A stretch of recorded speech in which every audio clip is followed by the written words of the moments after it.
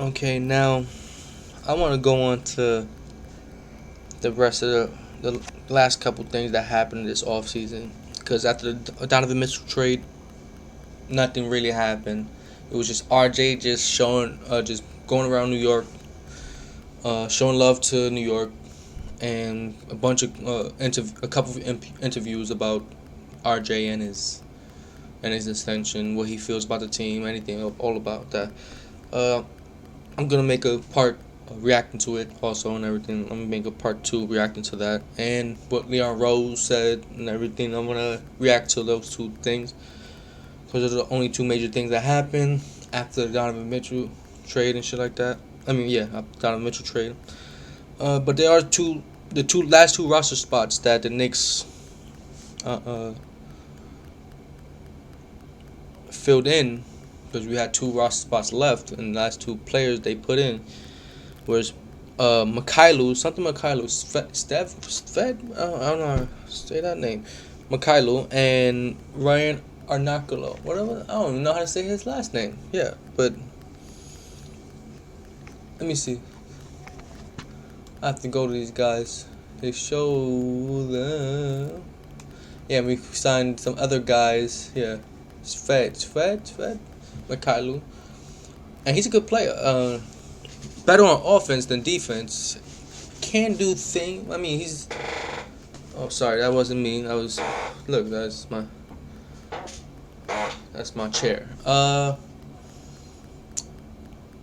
Look, the most realistic lineup to start the season: Brunson, Grimes. Yeah, see, that would be a great starting five, to be honest. Especially if Randall is playing more off ball and succeeding at that, where Brunson and Barrett is the ones setting people up mostly. Then yeah, because I can trust Barrett with the ball at this point. Anyway, I'm getting off topic. See, Ryan Dakaku, I don't know. He was Jalen Brunson's teammate in Villanova. So, anyways, and we signed a couple other players to training camp contracts. Whatever. What I'm saying is that was the end of the off season, and now I want to react to a couple things Leon Rose saying about the team. Hold on, I'm gonna go to that one. Hold on. Right here. Starting this one. Thrilled with the where we are. We're thrilled with the team we have. Knicks president Leon Rose on off-season moves. The full interview will air tonight at 8 p.m. Whatever. A lot of headlines this offseason, and one of the biggest headlines and one of the biggest stories was the team's pursuit of Donovan Mitchell. It is something that even Donovan Mitchell felt like he was going to end up here I don't know if y'all in can New hear York. it, but I can't hear it. So a lot of headlines this offseason. Hold up. We them boys. Hold up. We making noise. Hold up. Going sound. There you go. Hold up. I'm bugging out. My fault. It's not even. It was good and everything. It's my screen. I usually have my screen on mute, but my fault.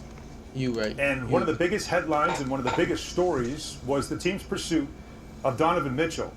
It is something that even Donovan Mitchell felt like he was going to end up here in New York. What can you tell us about that pursuit? Well, I'm not allowed to speak with regard to players that are under contract with other teams. However, as you know, it is my job to, evaluate and look at trades and things of that nature in order to improve the team. And, like I said when I came in, we were going to be aggressive. We were going to be opportunistic. Our plan was to, work with what we have through player development, look at what's out there, and just as a group try to get better every day. And that's what, we've tried to do. And that process, we went through that process there, and ultimately, at the end of the day, we made the decision to stay put, and we're thrilled with where we are. I mean, even taking a look at the summer, this past summer, we feel great about what transpired. One of our main goals all along has been to try to create internal stability. which we have Signed for the R.J. most part Barrett, too. first extension of a player since Charlie Ward. We retained Mitchell Robinson. Mitchell is another player who has been developed through the last few years, and we felt very fortunate to be able to keep him. Free agency, we got the number one point guard in free agency this summer in Jalen Brunson. And so, we feel really good about the summer. By not making a move, we are flush with draft capital, which, as you know, is great currency in the market and something that will help us get better as we move forward.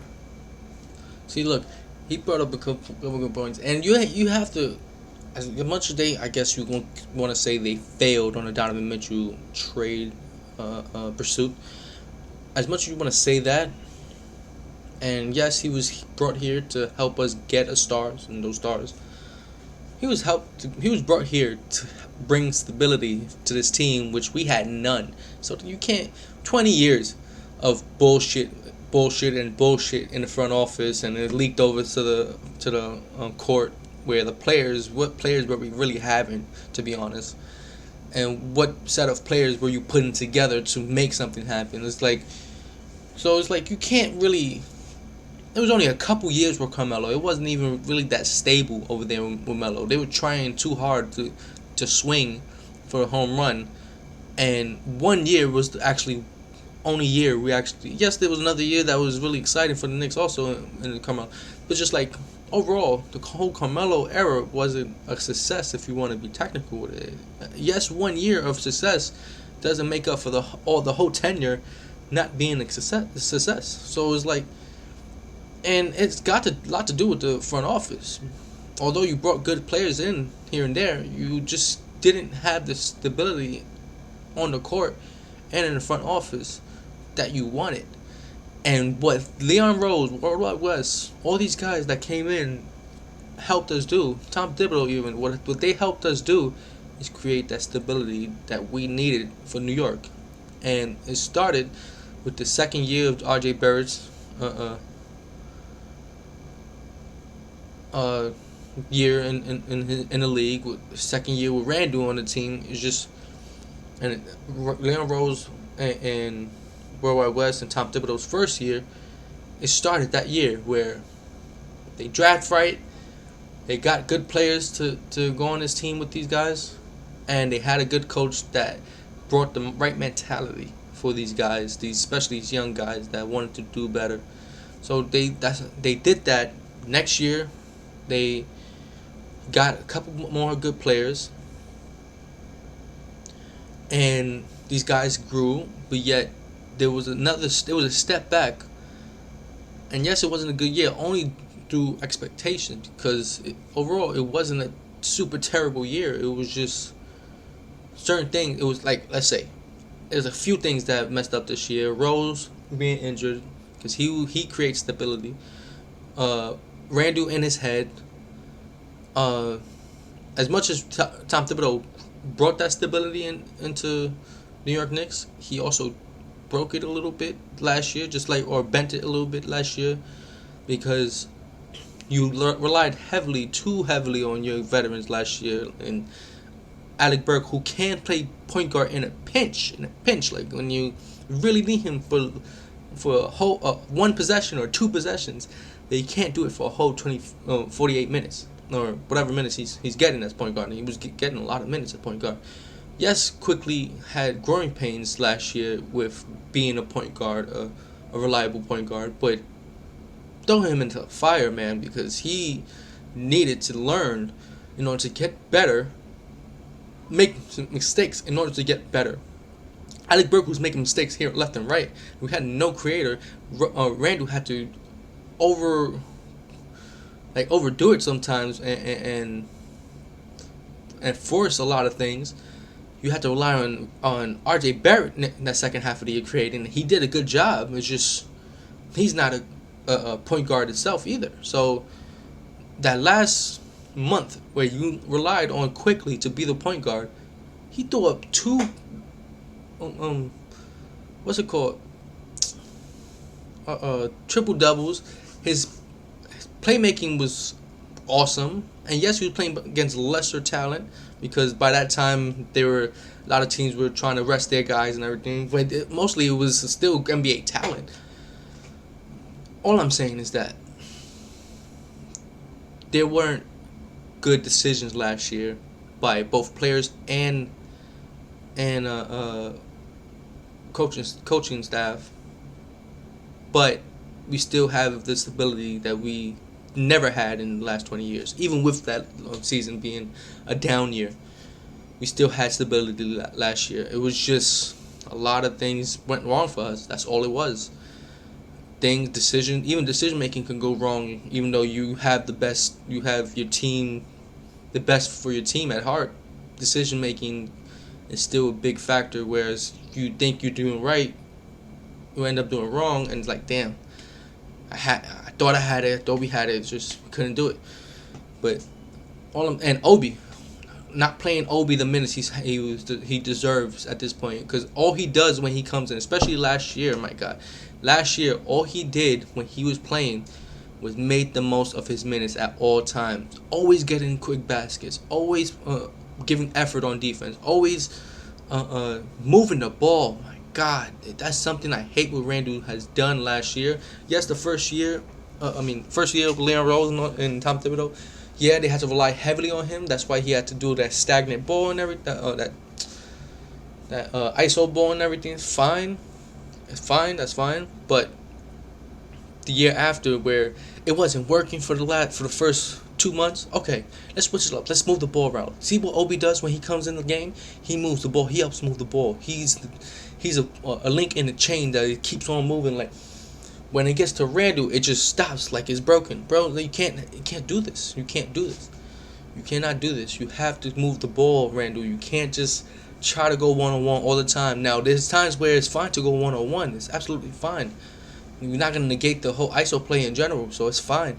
It's just those moments when you're trying too hard, just keep the ball moving. Move yourself, move the ball. That's what Obi does, what I wish Randall did. If Randall did that, I'll be fine with Randall getting more minutes, fine. But Obi does that so much, and especially when Randall's doing ISO ball so much or forcing things so much, that Obi makes everything so fucking simple, and it helps us so much. I'm sorry, I'm going on a rant again about this, but yeah, it was good. But what I'm saying is that he brought stability to the Knicks, so we have to trust in what he wants, what he can do for the Knicks, and let's not call for his head because there's no reason to call for his head. He's right in what he said. We have 21 draft picks over the next 7 years, 11 first-round picks, and 10 second-round picks. All right, that's a lot. So with that in mind, should we assume the shop's not closed, that there's still some things to be done going forward with all those assets? Absolutely. I mean, that's, it's always going to be a good part of again, it goes back to what our overall goal is. That's out of it with their team. Like, our goal is as much as this dude got a big contract this offseason, Bradley Beal, what if he gets tired and he's like, nah, I want to leave, I want to dip. Can you trade me to a team that's... I'm going to give you a few teams. Can you trade me to one of these teams? Because as much as y'all gave me y'all love, I gave you my love, and I did everything I can for y'all. I just want to compete better. And if the Knicks is doing good, especially, I'm pretty sure he will put them on his list. Boom. We have a disgruntled star that we can go after.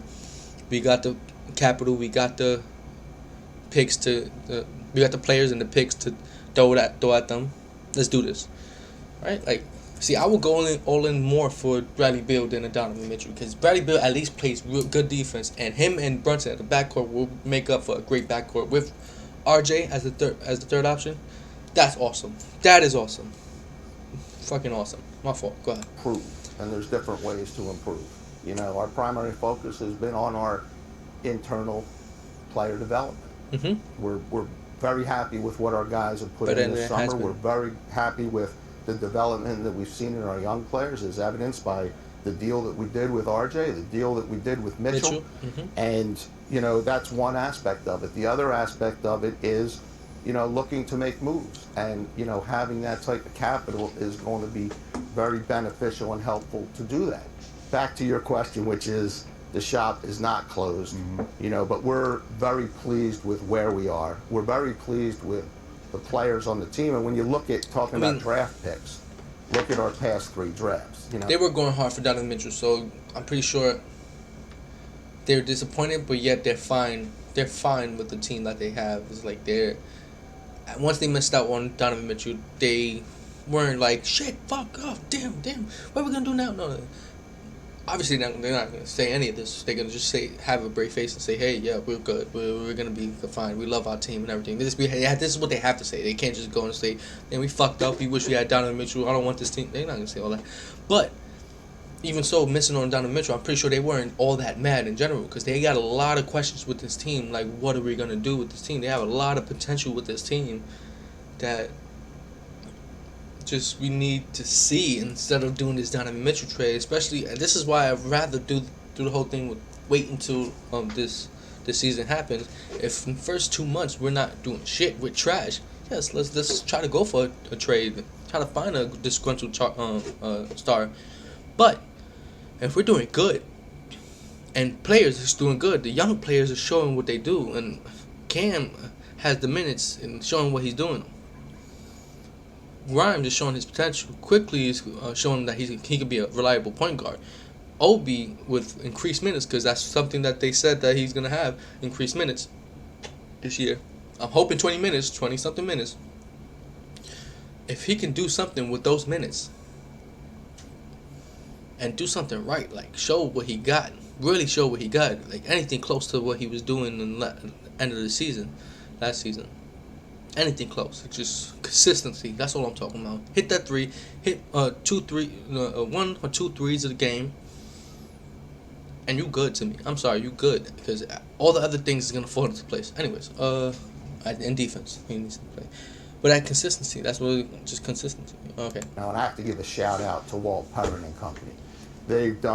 Our scouts have done a tremendous job. Obi Toppin. Yeah. Scout and player development has been the best that we have. Miles McBride. Nice. Jericho Sims. And, Trevor Keels we'll see this year. But those are our draft picks. And see, my comp for Trevor Keels right now, as it stands, he reminds me of a Luke Dort on OKC, and he got paid. He got a little bag. Defense and offense. That's what I'm just looking forward to. Like, and yes, he got a good pick and roll game. So it's like, and yes, his biggest potential in his comp that we want him to get to is Marcus Smart type of level. But let's just lower the scale a little bit, lower our expectation, and say, hey, Luke Dort is actually good. It's not bad. A championship team would love to have Luke Dort and help him develop. And 2, Marcus Smart, because Marcus Smart is one hell of a championship type of player. I think he's going to be a championship player, no matter what. His type of skill set is going to translate into winning games, into being a champion. So I was like, and that's what Luke Dort and Trevor Keels potentially can be. We're very pleased with where we are and what we've done over the last couple of years and how those guys have, worked, how our coaches have worked with them, and how they've developed and where we are right now. Yeah. Happy with that too. Our development and our scouting has been the best out of everything else. And yes, that's what I'm saying. The development from our young players and the scouting from our scouts, it's just like that's been the best overall, more than anything else. I mean, I think first year Leon Rose, getting Rose during that second half of the season, much more or less the second half of the season, getting Derrick Rose was a smart move, smart trade. That was the only smart trade I think they've done. I don't think they've done many trades, but that was the only smart trade I think they've done in their tenure. And it helped to winning games, to being a better team, to being a 4th seed. So, and one hell of a winning streak. And it's mainly been that development and scouting that's been helping us be a better team in general. Now, well, not gonna say that because Tom Thibodeau's defense, the schemes help us become a better defensive team in general. So those are three things. Let's just say those are three things that help us be the team we can be. It's just overall, there's many things that go into it. Good trades, good offensive ball movement schemes and everything. We need that more to get us a tier ahead. But even then, we're gonna need the players in general, the star player in general to get us to where we want to, which is championship level. Well, let's talk about the big fish you did get in Jalen Brunson, as you mentioned. And Now, yes, you've free known agency him his whole life. Hasn't been all that good. I mean, yes, here and there, have good pieces here and there that you pick up. Maybe not even then, because I don't think there's a lot of free agency pickups that we fell in love with or feel like or even did anything that much. So yeah, I think this may be the first time, hopefully, with these two coming on, Jalen Brunson and Isaiah Hartenstein, being the first time they succeeded in free agency. Let's see. But you've known a lot of players for a long time. But besides knowing him and what he's about, what is it specifically about him that fits here, that fits this team and fits playing here in New York? It's his DNA. His DNA. He has a winning DNA. Yeah. And when I He's say a leader, you look at his history, you look at his, state champions in high school, 2 national championships in college. Last year, with and without Luka Doncic, leads the Dallas Mavericks to the Western Conference Finals. The basketball, and he's improved every year because of who he is, what he's about. It's the character, it's the work ethic, it's the professionalism. And we brought him here, and we are so fortunate because he fills, one of the biggest voids that we had, the starting point guard. That is such an important role to our team, to every team really, but to our team, we needed that person that was going to stabilize us, and he's also someone we believe is going to make everyone around him better. The way he plays, his unselfishness, his basketball IQ, yes, his leadership, all of those things offensive are repertoire. the reasons why he, and he fits perfectly in Tibbs' system. And Tibbs has known him for a long, it's going to be a seamless transition. I would like to for see him it. Hopefully into the that system.